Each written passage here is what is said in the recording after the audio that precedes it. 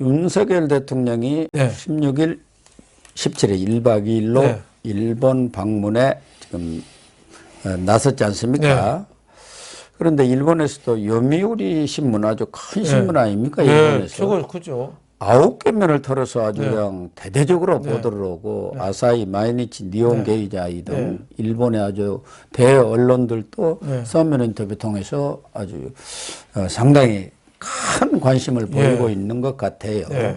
그쪽에서도 윤석열 대통령의 그런 결단에 부응해서 일본 측도 그게 합당한 어떤 그 대안을 제시를 해야 한다. 이런 얘기들이 지금 일본 측에서도 많이 나오는 것 같죠. 그렇죠. 일본 사람들도 지금 윤 대통령한테 상당히 감동을 했다 그럴까요? 네. 왜 옛날에 우리 가을 동화인가요? 송혜교 나오는 거 가을 연가? 네, 가을 연가. 가을 일본에서는 왜 가을 소나타라고 했던가요? 굉장한 인기를 끌었잖아요. 그게 왜 그러냐면 한국 남자들이 굉장히 여자들한테 따뜻하게 해주면서도 그 정이 있고 이런 모습에 굉장히 그 드라마를 좋아했대요. 가을 동화죠.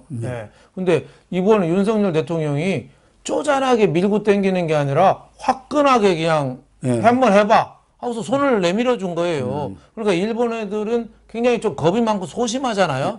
속된 말로 쪼잔하잖아요. 그러니까 일본 사람들이 상당히 감동한 거죠. 저는 지금 일부에서는 지금 뭐 이완용이 부활했느니 민주당 이재명은 앞장서서 욕하지만은 정말 저는 구국의 결단이라고 봐요. 높이 평가해 줘야 됩니다. 이게 우리가 꼬인 게 2000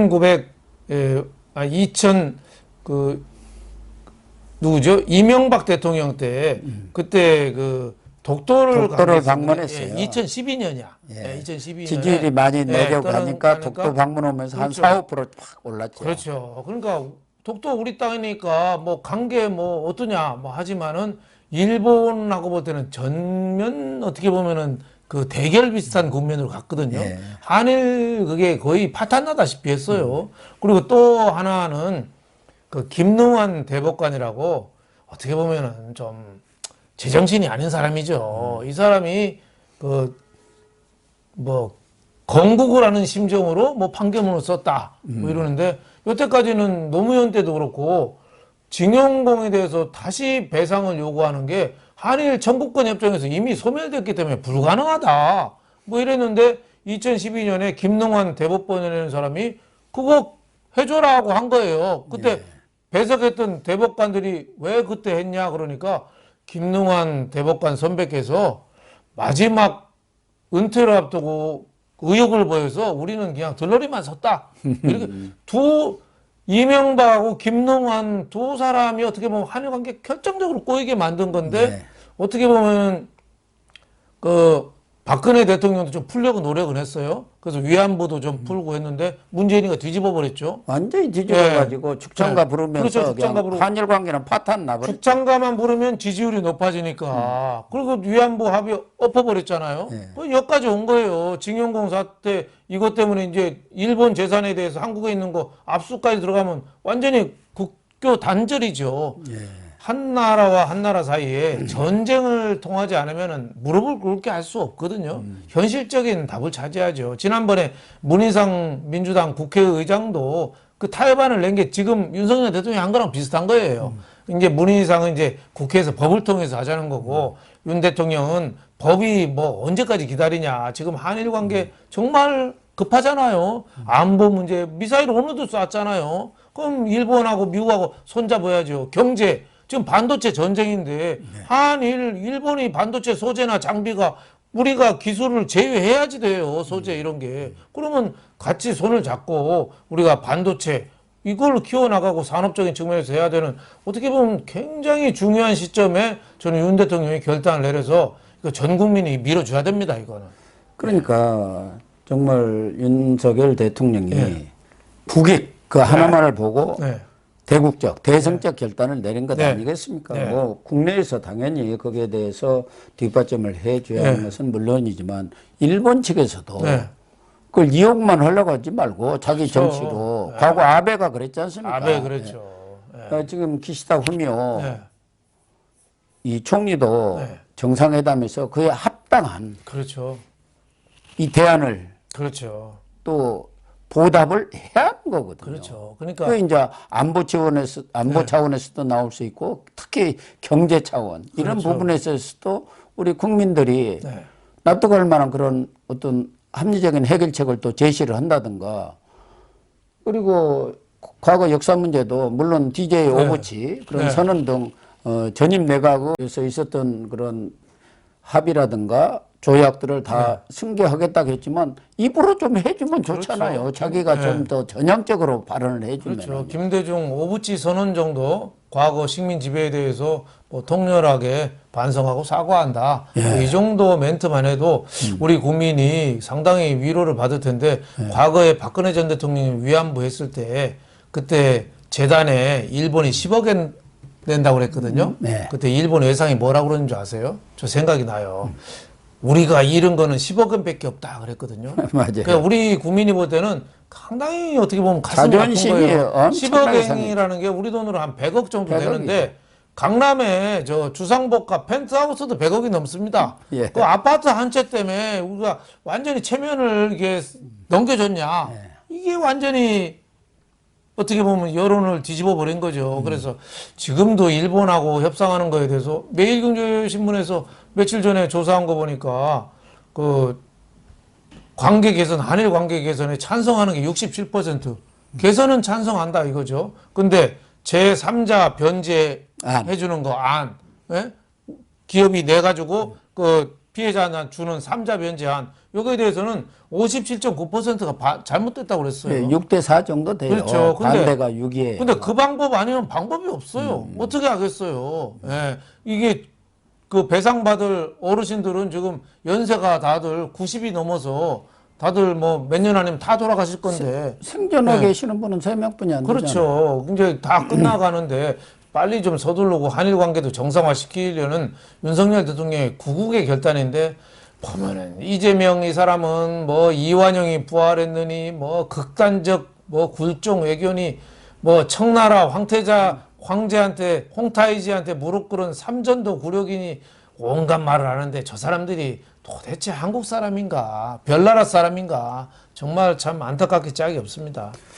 그러니까 이재명 대표가 그러다 보니까 이게 민주당 의원들까지 이제 막 나가는 그런 상황인데 전용기 의원이라고 있는 것 같아요. 네. 뭐 전국 청년위원장을 맡고 있다는데 기자회견을 열어가지고 윤석열 씨 이렇게 대통령도 안 붙이고 이게 우리나라 대통령이냐 조선 총독이냐 이런 식으로까지 지금 얘기를 하고 있는 상황 아닙니까? 그리고 뭐 이재명 대표조차도 뭐 대통령이냐 깡패지 뭐 이런 식으로 얘기를 한 거 아닙니까? 그러니까 몰상식한 놈들이죠. 예, 이 기본 양식이나 교양이나 뭐 이런 게 있어야 되는데 그냥 무도한 놈들입니다. 무도한 놈들. 예? 예. 그래서 오늘 동아일보 김순덕 예. 그 칼럼을 보면은 아주 정리를 잘 해놨더라고요. 예. 이재명에는 죽장가를 부를 자격이 없다. 그렇죠. 이걸 세 가지로 아주 딱 정리해놨는데 아주 딱 맞는 얘기 예. 같더라고요. 그렇죠. 사법 리스크 자기가 발뺌하려고 발뺌하려고 어떻게 그 보면 방탄으로 지금 또 그렇죠. 죽장가까지 관심을 돌리는 거죠. 예. 네. 반일 감정에 지금 불을 지르고 있는 거 아닙니까? 작년 10월에 한미일 그 해상 훈련했거든요. 그때도 얼마나 공격을 했어요. 뭐 우리 땅에서 독도에서 멀리 떨어진 데 했거든요. 예. 근데 독도 옆에서 한다고 묘하게 국민 감정을 자극하면서 한미일 훈련을 안 하면 지금 북한이 저렇게 미사일 쏴야 되는데 어떻게 대비를 할 거예요. 그러니까 이재명은 자기 감옥 갈 거를 관심을 저렇게 돌리려고 하는 거죠. 네. 거기다가 역사인식도 아주 부족하다. 여기 두 번째로 들었어요. 뭐 여러 가지 예를 들었는데 마지막에 든 게 세 번째. 네. 아니 자기 때문에 측근이라는 사람들 자기와 관련된 사건에서 5명이 죽었는데 아니, 사과하고 뭐 그런 적이 없지 않느냐. 자기 측근도서 사과를 아는 사람한테 그렇죠. 아는 사람이 일본한테 반성하고 사과를 한다고 하면 그게 말이 되느냐. 그렇죠. 지난번에 자기 측근 죽었을 때 그 춤췄잖아요. 네. 모르서 해버렸잖아요. 네. 모른다고 해버리고. 그러니까 무식한 거죠. 또 역사에 무식한 게 옛날에 책 뭐 이재명은 합니다. 예. 그 책 봐요. 거기에 동학혁명 불 끄려고 조선 그 황실에서 일본의 군사 출병을 요청했다고 그랬는데 그것처럼 바보 같은 얘기가 어디 있어요. 조선에서는 청나라에 출병을 요청했죠. 그렇죠. 근데 청나라 출병하니까 일본도 이제 천진 조약이 있거든요. 네. 서로 이제 가면 같이 하는 걸로. 그래서 일본도 따라온 거죠. 역사에서 기본 인식도 없는 거. 그러니까 과거에 뭐 소련이 뭐 우리나라를 해방시키려고 뭐 진주했다는 동 말도 안 되는 소리. 미국은 뭐 점령군이라고 그랬잖아요. 그러니까 책은 안 읽고 잔머리만 굵고 맨날 조폭들하고 놀는 걸 보니까 이게 빈 거예요. 예. 그러니까 공자의 논어에 왜 그런 얘기 나오잖아요. 눌언민행, 눌언민행. 말은 어눌하게, 민행, 행동은 민첩하게. 예, 말은 어눌하고 행동은 민첩하게 하는 눌언민행을 해야 되는데 이재명은 반대로죠. 예, 말은 그냥 참기름처럼 청산유수를 하는데 행동은 어떻게 보면은 국민들하고 반대 방향으로 가는 거죠. 그게 왜 그러냐? 머리가 비어서 그래요. 책도 안 읽고 생각을 안 하고. 예. 그래서 누가 그러더라고요. 아, 이재명 저 안동 출신의 저 경주이 씨거든요. 경주이 씨들이 그 우리나라 그 인재가 많잖아요. 훌륭한 가문이잖아요. 또 오늘 안동 양반 가문인데 왜 저러냐? 그랬더니 어떤 사람이 또 그러더라고요. 안동에 양반 한 명 있으면은 거기에 머슴하고 상놈은 그거 모시려고 수십 명 있을 거다. 예. 그 사람들이 다 양반이 돼버렸어요. 다 양반 나중에. 된 거지. 호적 다 바꾸고 그렇죠. 파가지고. 그렇죠. 뭐 자기 주인집 호적 들고 그냥 어떻게 보면 거기다 화장을 올려버리고 다 그냥 그랬어요. 들고 튀면 다 자기 거 되는 거 아니겠어요? 그래서 우리 양반 도시라지만 안동이 양반은 정말 소수 거다. 아마 이택의 뭐 직계라든지 옛날에 거기 그 의성 김씨들 그 왜 그 일본 동인 김성 뭐죠? 그 김성일이. 김성일 그 학봉 학봉 그 뭐 김성일. 그런 사람들이라든지 저 고성희 씨들 예. 그 독립운동할 때 그 자금 철도 그 집이 반으로 또각 난 있어요. 고성희 씨 그런 집안들 같으면은 그 안동에서 큰 소리 칠 자격이 있는데 나는 이재명은 정말 제대로 된 그 집안인가 의심스럽게 짝이 없습니다.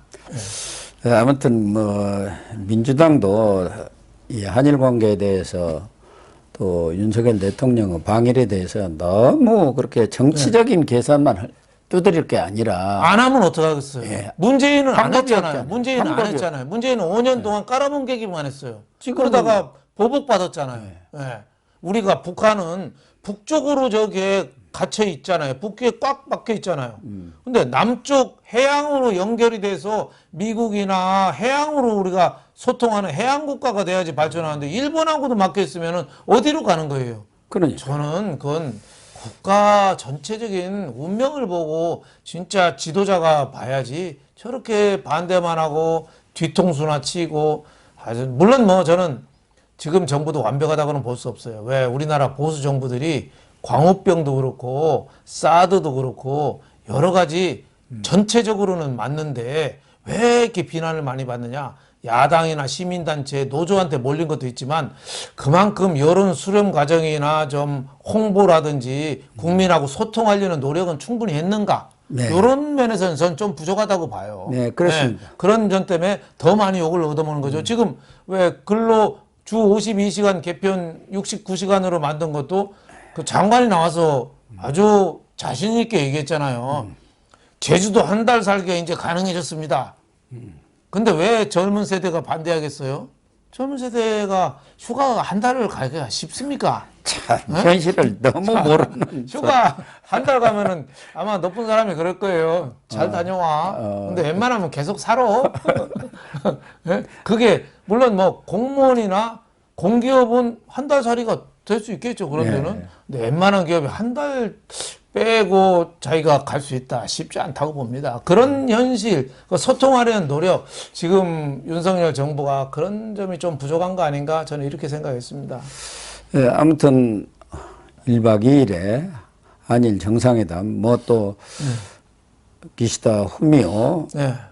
총리도 뭐 9월 사이에 네. 또 방한을 해서 셔틀에게도 보고한다고 하는데 우선 이번 이 한일 정상회담에서 그동안 있었던 그 수출입 제한 조치라든가 또 한미일 협력 또 과거사 문제에 대한 전향적인 언급 그래서 좀 일본에서도 선물 보따리를 화끈하게 좀 풀어줬으면 좋겠어요. 그래야 윤석열 대통령이 만들어놓은 반쪽 해법에 대해서 그쪽에서 반쪽을 세워줘야죠. 손바닥이 마주쳐야 소리가 나잖아요. 고장난명이라고 손바닥이 마주쳐야 소리가 나거든요.